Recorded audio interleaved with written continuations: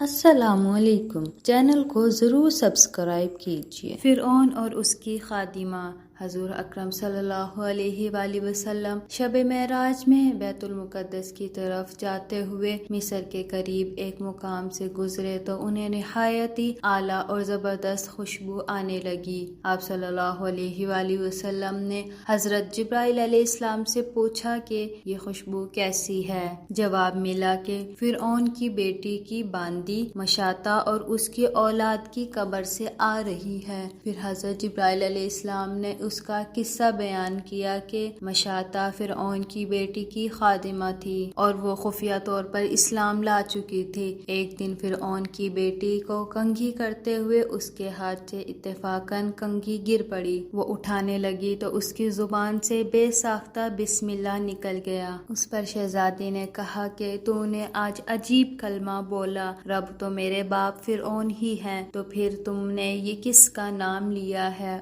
اس نے جواب دیا، فرعون رب نہیں بلکہ رب وہ اللہ ہے جو مجھے اور تجھے اور خود فرعون کو روزی دیتا ہے۔ شہزادی نے کہا، اچھا تو میرے باپ کے سوا کسی اور کو اپنا رب مانتی ہے؟ اس نے جواب دیا، ہاں ہاں، میرا، تیرا اور تیرے باپ سب کا رب اللہ تعالیٰ ہی ہے۔ شہزادی نے اپنے باپ سے کہلوایا، سخت غضبناک ہوا اور اسی وقت اسے برسرِ دربار بلوا بھیجا اور کہا، کیا تو میرے سوا کسی اور کو اپنا رب مانتی ہے؟ اس نے کہا کہ میرا اور تیرا رب اللہ تعالیٰ ہی ہے جو بلندیوں اور بزرگی والا ہے۔ فرعون نے اسی وقت حکم دیا کہ تانبے کی جو گائے بنی ہوئی ہے اس کو خوب تپایا جائے اور جب بالکل آگ جیسی ہو جائے تو اس کے بچوں کو ایک ایک کر کے اس میں ڈال دیا جائے، آخر میں خود اسے بھی اسی میں ڈال دیا جائے۔ چنانچہ وہ گرم کی گئی۔ جب آگ جیسی ہو گئی تو حکم دیا کہ اس کے بچے کو ایک ایک کر کے اس میں ڈالنا شروع کرو۔